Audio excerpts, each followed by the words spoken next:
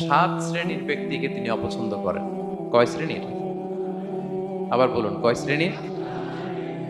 জি, সাত শ্রেণীর ব্যক্তিকে আল্লাহ তাআলা অপছন্দ করেন। তো মানে আল্লাহ তাআলা তাদেরকে ভালোবাসেন না। আমরা আজকে এই সাত শ্রেণীর ব্যক্তি কারা তাদের ব্যাপারে জানার চেষ্টা করব এবং আমরা সতর্ক হয়ে যাব যে আমরা যেন তাদের অন্তর্ভুক্ত না হই। কি বলেন? কোন সাত শ্রেণীর ব্যক্তি, কোন অভাগা, কোন কপাল পোড়া সেই সাত শ্রেণীর ব্যক্তি যাদেরকে আল্লাহ তাআলা পছন্দ করেন না, ভালোবাসেন না, এই মর্মে তিনি কালামুল্লাহ মাজিদে ঘোষণা দিয়েছেন। এবং আমরা সতর্ক হওয়ার চেষ্টা করব এই বৈশিষ্ট্য যেন কশিনকালেও কভু আমাদের মধ্যে না আসে। তাহলে কালামুল্লাহ মাজিদ আল্লাহ তাআলা যে জানিয়েছেন যে তিনি সাত শ্রেণীর ব্যক্তিকে পছন্দ করেন না, তার মধ্যে প্রথম শ্রেণী হচ্ছে সীমা লঙ্ঘনকারী। আরবিতে বলে আল মুআতাদুন। সীমা লঙ্ঘনকারী ব্যক্তিকে আল্লাহ তাআলা পছন্দ করেন না। লিমিট ক্রস করলে আল্লাহ তাআলা পছন্দ করেন না। লিমিটকে কেউ যদি ওভারস্টেপ করে, ক্রস করে, আল্লাহ তাআলা পছন্দ করেন না। সীমা লঙ্ঘনকে তিনি মোটেও পছন্দ করেন না। এবং মজার ব্যাপার হচ্ছে আল্লাহ কেউ কোনো অন্যায় করলেই সাথে সাথে পাকড়াও করেন, কেউ ভুল করলেই আযাব দেন না, কেউ নাফরমানি করলেই আযাব পাঠান না। আল্লাহ অনেক সময় দেন, অনেক সময় দেন, শুধরে যাবার অনেক টাইম সে পায়। তারপরও যখন সে লিমিট ক্রস করে তখন আল্লাহ ধরেন। আল্লাহ সব সময় ধরে না, ধরলে ছাড়ে না। ধরে ধরে ধরে না, ধরলে আল্লাহ ছাড়ে না। আল্লাহ সব সময় ধরবে না। এবং যে সমস্ত জাতিগোষ্ঠীকে এই পৃথিবীতে আল্লাহ তাআলা আযাব দিয়ে ধ্বংস করেছেন, তাদের স্টোরি যদি আমরা খেয়াল করি, আমরা দেখব যে তাদেরকে আল্লাহ অনেক সুযোগ দিয়েছেন ভালো হওয়ার, শুধরে যাওয়ার। কিন্তু তারা আল্লাহর আদেশ অমান্য করতে করতে করতে করতে যখন লিমিট ক্রস করে ফেলছে, একটা সবকিছুর একটা লিমিট থাকে। কি বলেন?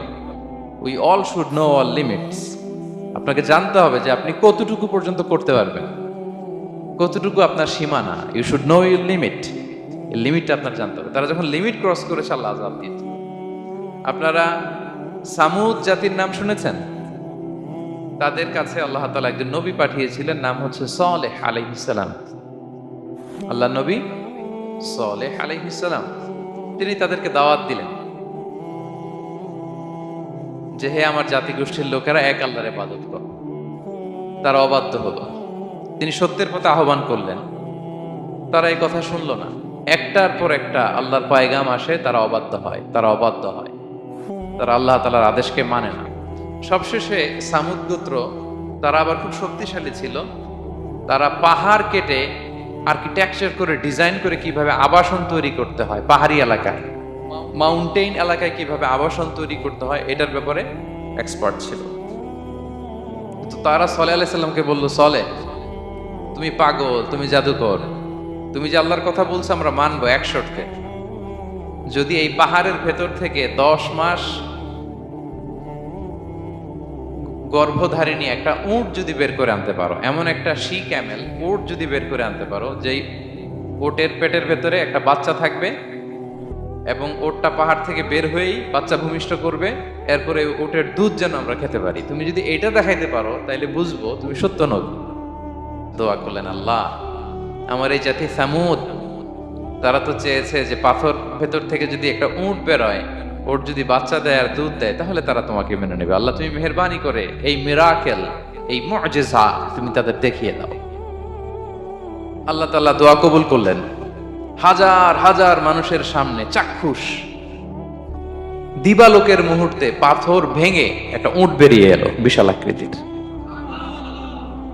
এবং 10 মাস গর্ভধারিণী উট, সাথে সাথে এই উট বেরিয়ে বাচ্চা প্রসব করবে এবং সাথে সাথে এই ওলান থেকে উটের দুধ বেরোতে লাগলো। হাজার হাজার লোক এটার ওলান থেকে দুধ নিয়ে তারা তৃপ্ত হলো। আচ্ছা, এই মুহূর্তে তাদের কি করা উচিত ছিল বলেন তো? আশহাদু আল্লাহ ইলাহা ইল্লাল্লাহ ওয়া আশহাদু আন্না মুহাম্মাদুর রাসূলুল্লাহ ওয়া আশহাদু আন্না সালিহান নাবিয়্যুল্লাহ, এটা পড়া দরকার ছিল না? দরকার ছিল। কিন্তু তারা একের পর এক ওয়ার্ড তুমি করতে করতে করতে করতে চাক্ষুষ দিনের বেলা এত বড় একটা মুআজিজা দেখার পরেও তারা অস্বীকার করলো। সালেহ আলাইহিস সালাম বললেন, তোমরা তোমাদের ওয়াদা পূরণ করো। তারা বলল, তুমি বড্ড বড় জাদুকর, তুমি যেন তেন জাদুকর না, তুমি পাহাড়ের ভেতরে জাদু ঢুকাই ফেলছো। কি মনে হয় তারা লিমিট ক্রস করে ফেলছে না? এবার ক্রস করছে না? তারা সীমা লঙ্ঘন করে ফেলেছে। দে ক্রসড দেয়ার লিমিট। এবার তো আর ছাড় দেয়া যায় না, কারণ আমি আপনাদের বলেছি শুরুতে যে আল্লাহ সব সময় ধরে না, কিন্তু যখন ধরে ছাড়ে না। আযাব চলে আসলো। কি আযাব? আর্থকোয়েক, রাজফা, পুরো ভূখণ্ড কেঁপে উঠলো। কেঁপে ওঠার সাথে সাথে সব মাটিতে পড়ে গেল।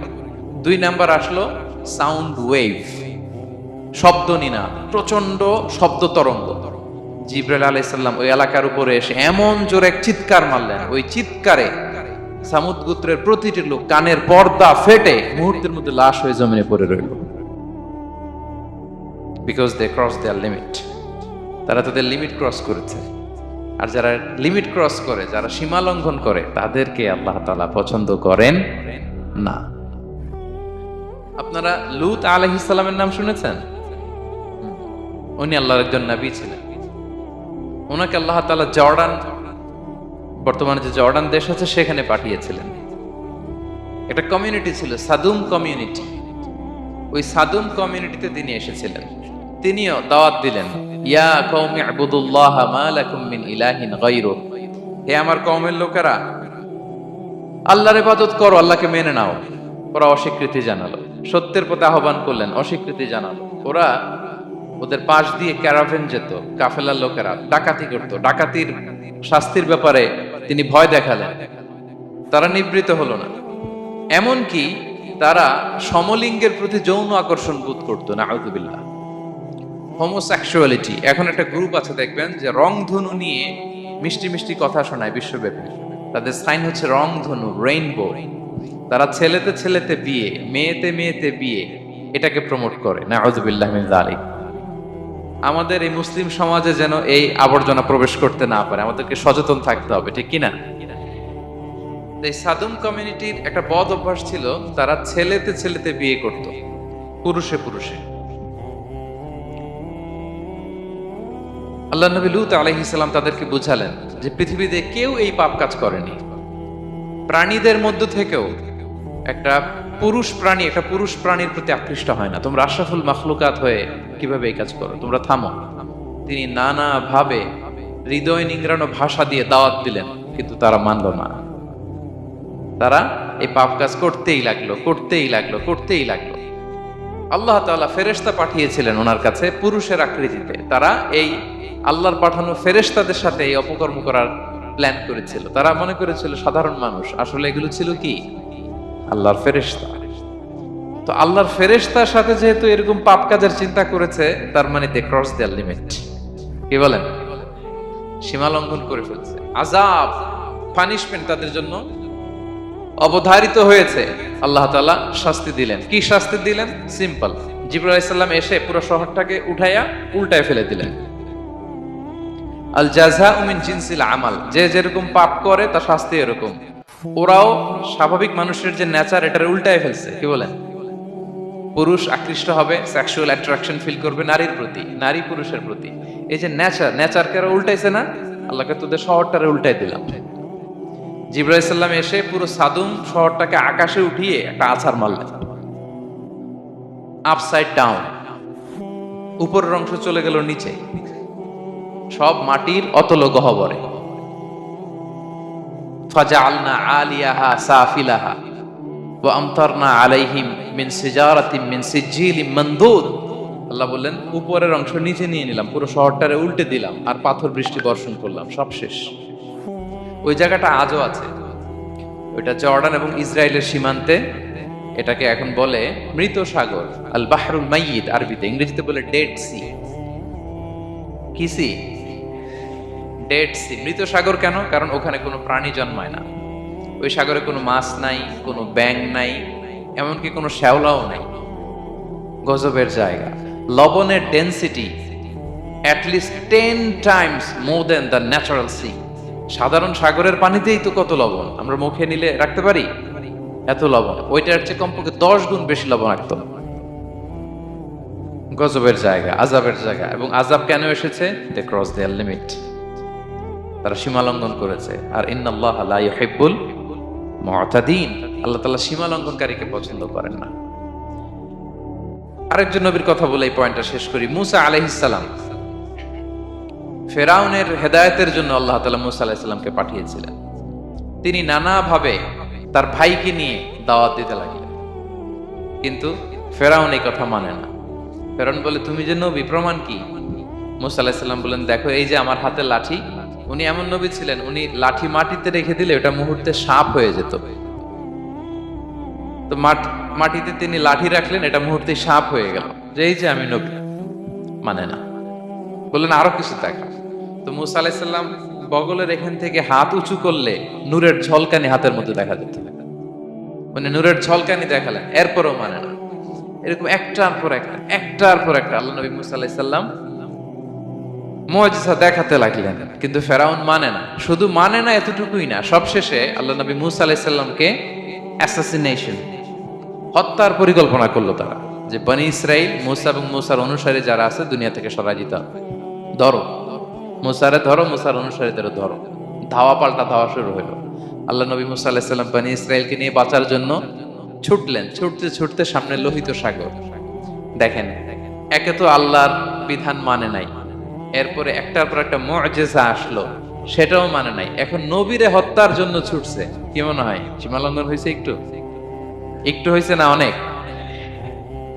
আল্লাহু আকবার। আল্লাহ বললেন, ফাআগরাকনাল আখারিন, আমি মুসা এবং বনি ইসরাইলকে বাঁচাই দিলাম, ফেরাউন সহ তার দলবলকে সাগরে ডুবাই মারলাম। শুধু ডুবাই মারে নাই, আল্লাহ বলে, ফাল ইয়াউমা নুনাজ্জিকা বিবাদানিকা লিতাকুনা লিমান খালফাকা আয়া। ফেরাউনকে লোহিত সাগরে তো ডুবিয়েছেই। আল্লাহ বলেন, ফেরাউন, তোর অনুসারী যারা পৃথিবীতে থাকবে, তোর চালাচামুন্ডা যারা থাকবে, তোর খালাতো ভাই, চাচাতো ভাই যারা দুনিয়াতে বেঁচে থাকবে, তাদের জন্য তোর লাশটারে আমি শুটকি বানিয়ে রাখলাম। Up to the day of judgement, কিয়ামত পর্যন্ত ফেরাউনের লাশটা মিশরের জাতীয় জাদুঘরে ড্রাই বডি হিসেবে আছে। আমি নিজে দেখে এসেছি, নিজ চোখে মমিফাইং করে শুটকি বানায় রাখছে। এভাবে পৃথিবীতে যতগুলো জাতিগোষ্ঠীকে আল্লাহ তাআলা আযাব দিয়ে ধ্বংস করেছে, তার কারণ হচ্ছে সীমা লঙ্ঘন। তার কারণ কি? প্রিয় ভাইরা, আমরা যেন আমাদের লাইফস্টাইলের দিকে একটু খেয়াল করি, যে এই সীমা লঙ্ঘনের কাতারে আমরা চলে আসলাম কিনা। আমাদেরকে খেয়াল রাখতে হবে। আল্লাহ তাআলা সীমা লঙ্ঘনকারীকে পছন্দ করেন না। ইন্নাল্লাহা লা ইউহিব্বুল মুআতাদিন, তিনি সীমা লঙ্ঘনকারীদেরকে পছন্দ করেন না। এমনকি রাসূলুল্লাহ সাল্লাল্লাহু আলাইহি ওয়াসাল্লামের বায়োগ্রাফি যদি আমরা খেয়াল করি, আমরা দেখব যে তিনি যখন যুদ্ধের জন্য অভিযান পরিচালনা করতেন, দল পাঠাতেন, সেনাবাহিনী পাঠাতেন, তখন তাদেরকে বলতেন, খবরদার যুদ্ধের ময়দানে সীমালঙ্ঘন করো না, খবরদার। যুদ্ধে যদি কেউ হেরে যায়, বন্দীদের সাথে খারাপ আচরণ করো না। ওরা হেরে গেছে বন্দী, আপনি চাইলে তার কান কেটে দিতে পারবেন, নাক কেটে দিতে পারবেন, আকৃতি বিকৃতি করতে পারবেন না। বিষ্ণু ইসলাম বললেন, খবরদার সীমালঙ্ঘন করো না। যেখানে যুদ্ধে গিয়েছো ওই এলাকার শিশুদেরকে মেরো না, ওই এলাকার নারীদেরকে মেরো না, ওই এলাকার পাদ্রীদের গায়ে হাত তোলো না। সন্ন্যাসীতে যারা ইবাদত করে ওদের তো দোষ নাই, সিভিলিয়ান নাগরিক, তাদের গায়ে হাত তোলো না, খবরদার। গবাদি পশুর গায়ে হাত তুলবে না, এগ্রিকালচারাল প্রোডাক্ট জ্বালিয়ে দিও না। সুবহানাল্লাহ বিহামদিহি, কি রহমতের নবী ছিলেন।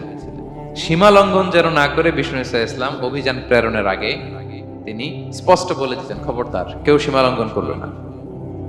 যারা তোমাদের বিরুদ্ধে অস্ত্র তুলেনি তাদের বিরুদ্ধে অস্ত্র তোলা যাবে না, কারণ ইন্নাল্লাহা লা ইউহিব্বুল মুআতাদিন, আল্লাহ তাআলা সীমা লঙ্ঘনকে পছন্দ করেন না। প্রিয় ভাইরা, তাহলে যে 7 শ্রেণীর ব্যক্তিকে আল্লাহ তাআলা পছন্দ করেন না, তার প্রথমটা আমরা জেনে গেলাম। তারা কারা? সীমা লঙ্ঘনকারী। আমি কিন্তু প্রায় এরকম জিজ্ঞেস করব এবং সব শেষে আপনাদেরকে নিয়ে রিভাইজ করব। তাহলে 1 নম্বরে আমরা পেলাম তারা কারা। মেহেরবানি করে সবাই বলবেন একসাথে, তারা কারা? তারা সীমা লঙ্ঘনকারী, তারা তাদের লিমিট ক্রস করে, তাদেরকে আল্লাহ তাআলা পছন্দ করে না। সো আমরা আমাদের লাইফের সাথে একটু মিলিয়ে নিই যে আমরা আমাদের কোন ক্ষেত্রে সীমা লঙ্ঘন করি কিনা একটু খেয়াল করেন। আমার যে দায়িত্ব আছে আমি কি সীমা লঙ্ঘন করি কিনা? আমার স্ত্রী আমার দায়িত্বে, তার সাথে সীমা লঙ্ঘন করি কিনা? আমার ভাতিজা ভাতিজি অনেকের আছে ইয়াতিম, তার বাবা মারা গেছে, তার সব সম্পত্তির দায়ভার আমার উপর দেয়া, আমি ওইখানে তাকে ঠিকঠাক মতো সব দেই কিনা, সীমালঙ্ঘন করি কিনা। হ্যাঁ, ক্ষমতা পেলে সীমালঙ্ঘন করি কিনা। কি মনে হয় আমরা ক্ষমতা পেলে সীমালঙ্ঘন করি কিনা? হ্যাঁ, করে করে। হ্যাঁ, মানে যেইখানে ডাক্তারের কাছে যেয়ে বলে, ডাক্তার সাহেব আমার এইখানে ফোড়া, সারা দেহের যেই কোনো জায়গায় ধরতে পারেন, এইখানে ধরেন না। তো এইখানে না ধরলে ভালো হবে? ফোড়া যেখানে, ট্রিটমেন্ট তো ওইখানে দিতে হবে। কি বলেন? রোগ যেখানে, ওষুধও সীমালঙ্ঘন। দায়িত্ব পেলে আমরা সীমালঙ্ঘন করি। এমনকি আমরা যারা এবাদত করি, অনেকে এবাদতেও সীমালঙ্ঘন করি। এবাদতেও না, ভারসাম্য থাকতে হবে, পরিমিতি বোধ থাকতে হবে।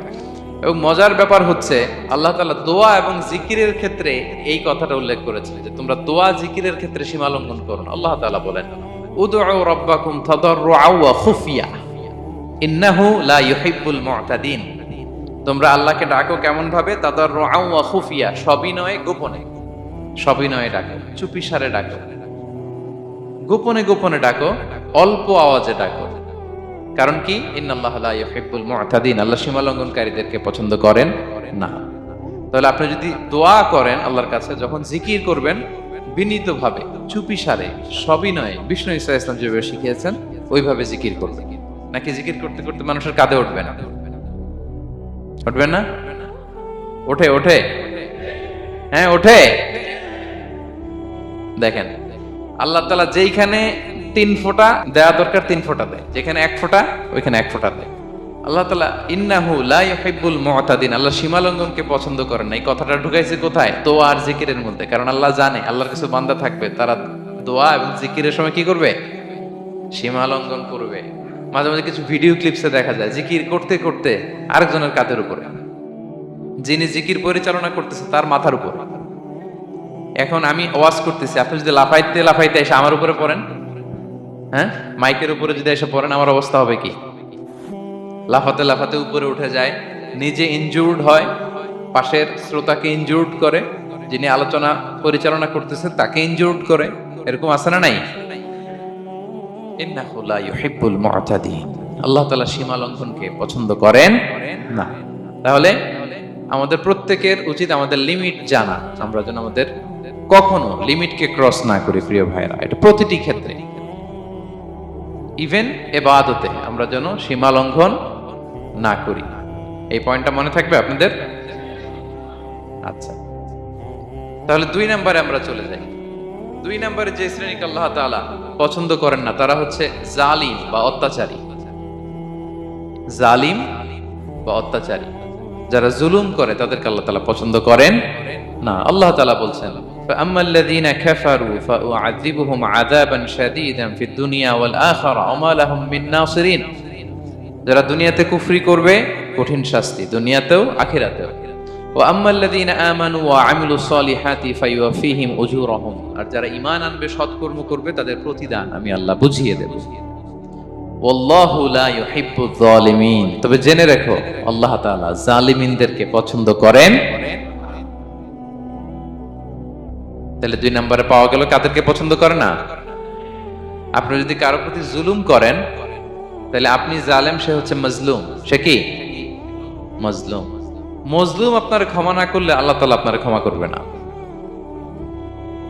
মজলুম যদি ক্ষমা না করে আল্লাহ তাআলা কঠিন কালো আপনাকে ক্ষমা করবে না। এজন্য জুলুম যেন আমরা কখনো না করি। প্রিয় ভাইরা, জুলুম শুধু আল্লাহ তাআলা আমাদের উপরই হারাম করেনি, আল্লাহ নিজের উপর হারাম করছেন। জুলুম শুধু আমাদের জন্যই হারাম না, আল্লাহর জন্য হারাম। আল্লাহ তাআলা বলেন হাদিসে কুদসিতে, ইয়া ইবাদি, হে আমার বান্দারা, ইন্নী হারামতু যুলমা আলা নাফসি, আমি জুলুমকে আমি আল্লাহ নিজের উপর হারাম করেছি। ওয়া জাআলতুহু বাইনাকুম মুহাররামা, এবং এই জুলুমকে তোমাদের উপর হারাম করেছি। ফালা তাযালামু, তোমরা একে অপরের উপর জুলুম করো না। জুলুম শুধু আমাদের উপরই হারাম না, আল্লাহ নিজের উপর হারাম করেছেন। তাহলে জুলুমের সাথে কি মুমিনের কোনো সম্পর্ক থাকতে পারে? পারে না। এবং আল্লাহ তাআলা কখনো কোনো বান্দার উপর জুলুম করেন না। ওয়া আন্নাল্লাহা লাইসা বিযাল্লামিন লিল আবিদ, তিনি তার বান্দার উপর জুলুম করেন না। কোনোভাবেই যেন জুলুম না হয়ে যায়, এজন্য আল্লাহ তাআলা কিয়ামতের দিন মাওয়াজিনাল কিসত, ন্যায়ের মানদণ্ড তিনি প্রতিষ্ঠা করবেন, যাতে একটু ভুল না হয়ে যায়, জুলুম না হয়ে যায়। আমরা মাঝে মাঝে যে দোকান থেকে বস্তায় বস্তায় চাল নিয়ে আসি না, চাল দেখা যাবে যে 1 মণ চাল হয়তো সামান্য একটু কমও হইতে পারে, সামান্য একটু বেশিও হইতে পারে, এরকম হয় না? দেখবেন যে দিছে 10 কেজি, বাসায় এসে দেখবেন যে 10 কেজির চেয়ে একটু বেশি, একটু সামান্য বেশি কয়েক গ্রাম, অথবা 10 কেজির চেয়ে সামান্য কয়েক গ্রাম কম, এরকম হয়ে যায় না?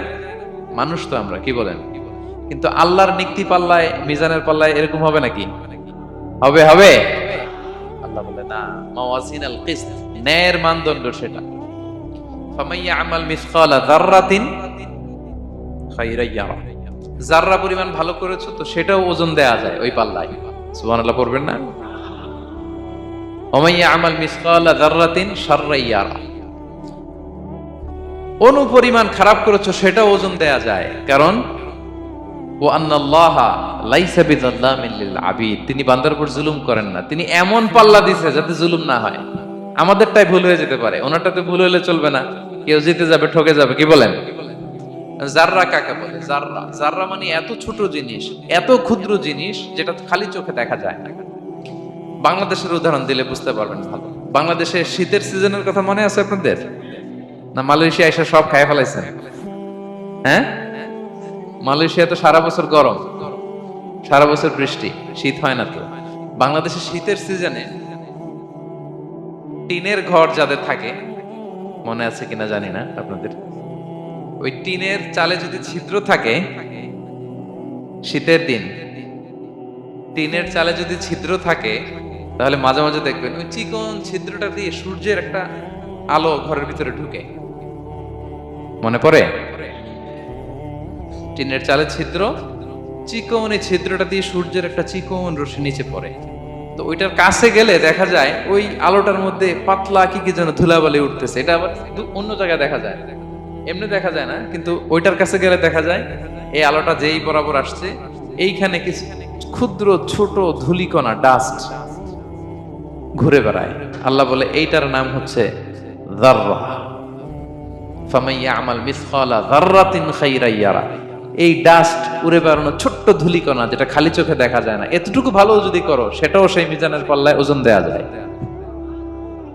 এতটুকু খারাপও যদি করো সেটাও সেই মিজানের পাল্লায় ওজন দেয়া যায়। আল্লাহু আকবার। তিনি তার বান্দার উপর জুলুম করেন না। জুলুম তিনি নিজের উপর হারাম করেছেন, আমাদের জন্য কি করেছেন? হারাম করেছেন। এবং বিষ্ণু ইসলাম আরো ভয়ঙ্কর কথা বলেছেন। তিনি বলেছেন, মান যালামা কিদা শিবরিন মিনাল আরদি তুবিকাহু মিন সাবঈ আরাদিন, কেউ যদি জুলুম করে তার ভাইয়ের 1 বিঘত পরিমাণ জমিন খায়। 1 বিঘত চিনেন তো? এই যে আমার এই আঙ্গুল থেকে এই আঙ্গুলটা, এটা টান টান করলে যতটুকু জায়গা, এটা বলে 1 বিঘত। শিবের আরবিতে বলে শিবের। হ্যাঁ, মান যালামা কিদা শিবর, বিষ্ণু বলেন এই 1 শিবর, 1 বিঘত জমি যদি কেউ অন্যায়ভাবে জুলুম করে তার ভাইয়ের কাছ থেকে খায়, কিয়ামতের দিন তুবিকা আলাইহি সাবউ আরাদিন, এই 7 জমিনকে আল্লাহ তাআলা তার ঘাড়ে চাপাবে। খা এবার, খা। অন্যের জমি খাওয়ার এত শখ ছিল, এবার 7 জমিন ঘাড়ে কর। কিয়ামতের ময়দানে আপনার দেহটারে বিশাল আকৃতির করা হবে, এই 7 জমিনকে আপনার কাঁধে তুলে দেওয়া হবে। এজন্য আমরা অন্যের রাইটস, অধিকার যেন নষ্ট না করি, কারো উপর যেন জুলুম না করি, কোনোভাবেই না। আমরা নানাভাবে এই জুলুমটা করি। আমরা প্রায় দাদার সম্পত্তি থেকে ফুফুদেরকে বঞ্চিত করি, বাবার সম্পদ থেকে বোনদেরকে বঞ্চিত করি। হ্যাঁ, নিজের ভাই আরেক ভাইকে, আপন ভাই ভাইকে বঞ্চিত করে, জুলুম করে। এরকম দৃশ্যপট আমাদের সমাজে আছে না নাই বলেন তো? কিয়ামতের দিন আল্লাহর সুপ্রিম কোর্টের কাঠগড়ায় হিসেব দিতে হবে। আর এই জালিমদেরকে আল্লাহ তাআলা পছন্দ করেন না। এবং সবচেয়ে ভয়ঙ্কর ব্যাপার হচ্ছে, আপনি যখন কারোর উপর জুলুম করেন, ওই মাজলুম আর আল্লাহর মাঝখানে কোনো ফারাক থাকে না। আল্লাহ ওই ফারাকের পর্দা উঠায় নেয়। বিষ্ণুই বলেন, ইত্তাকি দাওয়াতাল মাজলুম, তোমরা মজলুমের বদদোয়াকে ভয় করো, খবরদার। কারণ ফাইন্না লাইসা বাইনাহু ওয়া বাইনাল্লাহি হিজাব, তার আর আল্লাহর মাঝে কোনো পর্দা থাকে না। দোয়া করলেই ওটা আরশে যেয়ে কবুল হয়ে যায়। আল্লাহ তাআলার চারিপাশে অনেক পর্দা আছে, কেউ কেউ বলে 70,000 নূরের পর্দা। এই 70,000টা সহিহ হাদিস দ্বারা সাব্যস্ত না, কিন্তু অসংখ্য অগণিত পর্দা, এবং পর্দাও এটা নূরের পর্দা। আচ্ছা বলেন তো, জানলা দিয়ে বাইরের আলো ঠেকাতে আমরা দেয়ালে জানালায় কি লাগাই? পর্দা লাগাই। পর্দাটা কিসের তৈরি? মোটা কাপড়ের, যাতে করে ওই আলো না আসে। কিন্তু আল্লাহর চারদিকে যে পর্দা, ওই পর্দাটা কিসের? নূরের, আলো। ওনার পর্দাই আলো দিয়ে তৈরি। সুবহানাল্লাহ বললেন না? বিষ্ণু বলেন, ইত্তাকি দাওয়াতাল মাজলুম, মজলুমের বদদুয়াকে ভয় করো। ফা ইন্না লাইসা বাইনাহা ওয়া বাইনাল্লাহি হিজাব। কেউ যখন মজলুম হয়ে কেঁদে বদদুয়া করে, তার আর আল্লাহর মাঝে ওই পর্দা থাকে না। বদদুয়া করছে, ডাইরেক্ট কবুল। খবরদার আমার পেনাঙ্গের ভাইয়েরা, আমরা যেন জালিম না হই। In it's any form, operation in it's any form, যেই কোনো ভাবে, যেই কোনো ক্ষেত্রে, যেই কোনো ধরনের হইতে পারে জুলুম। কাউকে আপনি ছোট্ট কোনো কাজে ঠকালেন, বন্টন নীতিতে ঠকালেন, হ্যাঁ, জমি মেরে দিয়ে ঠকালেন, আমানত মেরে দিয়ে ঠকালেন, ইন ইটস এনি ফর্ম যদি জুলুম করে থাকেন, খবরদার। মজলুমের কান্না কখনো বৃথা যায় না। মজলুমের কান্না কখনো বৃথা যায় না। জীবনের কোনো না কোনো সময়ে এর প্রায়শ্চিত্ত আপনাকে করতে হবে।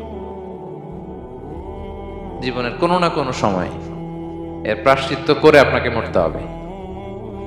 তাহলে কোন বিশ্বাসী কি জালিম হতে পারে?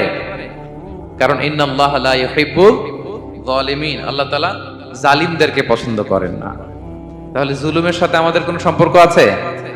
হ্যাঁ, কোনো সম্পর্ক আছে। তাহলে দুই শ্রেণীর ব্যক্তির কথা আমরা জানলাম যাদেরকে আল্লাহ পছন্দ করেন না। এক নাম্বার, প্রথমটা কি ছিল?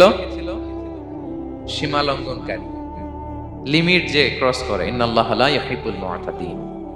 দুই নাম্বার কি জানলাম? হ্যাঁ, জালিম, অত্যাচারী, অপ্রেসর। অপ্রেসরকে আল্লাহ তাআলা পছন্দ করে না। তাহলে এই দুইটারে আমরা নো বলে দিলাম আজকের এই কনফারেন্স রুমে। আওয়াজ করে বলেন তো সবাই, নো।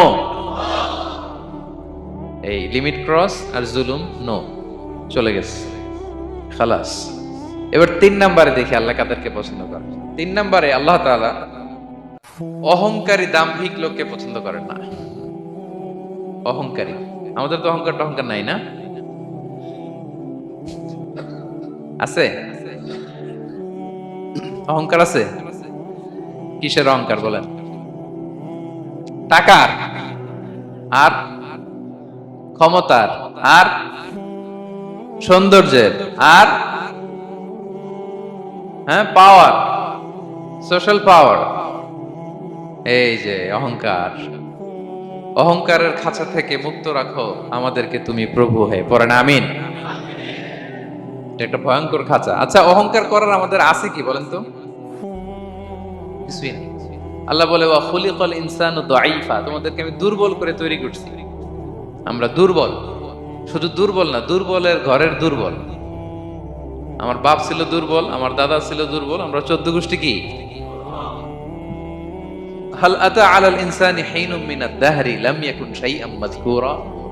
আল্লাহ বলেন, একটা সময় ছিল উল্লেখ করার মতো তোমার কিছুই ছিল না।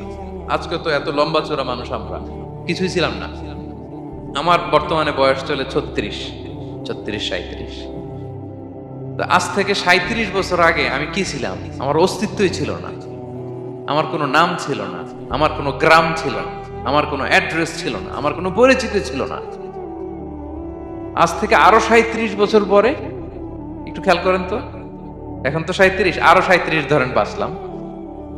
এরপরে আমি দুনিয়া, দুনিয়া থাকবে কিন্তু আমি নাই। আজকে কার জন্য আটকে আছে দুনিয়ার কাজ বলেন তো? আপনার দাদার জন্য, আপনার নানার জন্য। তো আপনাকে লাগে কেন? আপনাকে লাগে? লাগে না তো আমাকে। আমি দুনিয়া, একদিন কিছুই ছিলাম না। আল্লাহ বলেন, হাল আতা আলাল ইনসানি হিনুম মিনাদ দাহরি লাম ইয়াকুন শাইআম মাযকুরা। তুমি কিছু ছিলা, একটা সময় কিছুই ছিলা না, উল্লেখ করার মতো তুমি কিছুই ছিলা না। অস্তিত্বহীনের জগৎ থেকে তোমাকে আমি অস্তিত্ব আনলাম। তোমার বাবার পৃষ্ঠদেশ থেকে তোমার মায়ের গর্ভাশয়ে আমি তোমাকে ফেললাম। সেখানে আমি আল্লাহ তোমাকে একটু একটু করে তিলে তিলে বড় করলাম। 9 মাস 10 মাস পরে মায়ের পেট থেকে দুনিয়াতে তুমি আসলে। দেখেন তো, দুনিয়া আসার পর আমাদের অবস্থাটা কি? কাপড় নাই, চোপড় নাই, এভাবে চলে আসছি। আসার পরে কেউ যদি মুখে খাবার তুলে দেয় তাহলে খাইতে পারি, হ্যাঁ, তাও লিকুইড খাবার, এদিক দিয়ে দিলে এদিক দিয়ে পড়ে যায়, খালি মুছতে হয়। মেহমান একজন এসে আদর করে কোলে নিচে পেশাব করে দিছি ভরাইয়া, আছে না নাই? হয়েছে না, হয়েছে না এরকম? আদর করে একটা কোলে নিছেন, এখনই না ডায়াপার আসছে মিয়া, আজ থেকে 10 বছর আগে এগুলো ছিল নাকি? প্যাম্পাস ডায়াপার ছিল, এই কাঁথা টাতা নিয়ে কোলে নেওয়া লাগতো, এরপরে দিছে ওদিক দিয়ে, জামা টামা ভিজে শেষ। ইভেন রাসূল সাল্লাল্লাহু আলাইহি ওয়াসাল্লামের কোলেও এরকম বাচ্চারা পেশাব করে দিছে, এরকম হাদিস আছে। আদর করে মায়েরা বাবারা আসলেই তো তার বাচ্চাকে রাসূল সাল্লাল্লাহু আলাইহি ওয়াসাল্লাম কোলে দিতেন, পেশাব করে দিতেন। তো কার কোলে উঠছে এটাও জানি না, পেশাব করে ভরাই দিচ্ছে, পেশাব পায়খানা করে শয় লাভ। লিকুইড দিলে খেতে পারি, শক্ত কিছু খেতে পারি না।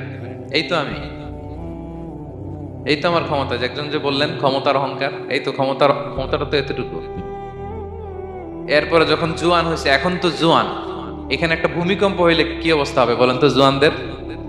হ্যাঁ, কাঁপতে কাঁপতে সব শেষ। একটা ভূমিকম্প, একটা তুফান হলে ওটার বিরুদ্ধে দাঁড়াতে পারি না। একটা তুফান, রাস্তায় টায়ার পাংচার হলে লাফ দিয়ে উঠি। ক্ষমতা আমার, আমার নাকি ক্ষমতার অহংকার। কি দুর্বল আমরা, হ্যাঁ? কুকুর আমাদেরকে কামড় দিলে আমরা কুকুরের কামড়ও দিতে পারি না, ঠিক কিনা? মশা যে কামড়ায়, এটা ধরতে না পারলে কিছু করতে পারি? কামড় মাইরা দিছে দৌড়। বল্লা পোকা এসে যদি কামড় দিয়ে দৌড় দিয়ে কিছু করতে পারেন? তো কিসের কিসের ক্ষমতা আপনার? এরপর আবার যদি 70-80 বছর হায়াত পাই, আবার আগের মতো যেখানে বসি ওইখানেই ডাইরেক্ট, আছে না নাই? বয়স যখন 80 হয়ে যায় আর থাকে শরীরের কন্ট্রোল, আবার যেখানে বসে ওইখানেই পেশাব পায়খানা। খাবার দিলে খাইতে পারি, পিঠটা বাঁকা হয়ে কুজু হয়ে গেছে, এর নাকি আবার অহংকার। সাজে অহংকার, সাজে অহংকার, সাজে একজনের। আওয়াজ করে বলতে হবে তিনি কে?